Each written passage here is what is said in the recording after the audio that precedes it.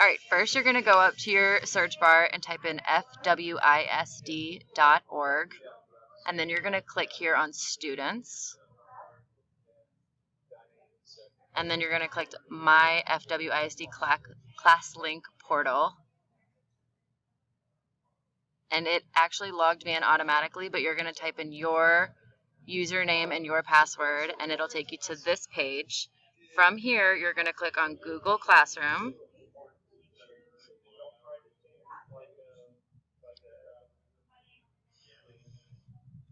And then you will click on the little plus arrow up here, join class, and then you're going to type in your teacher's code right here.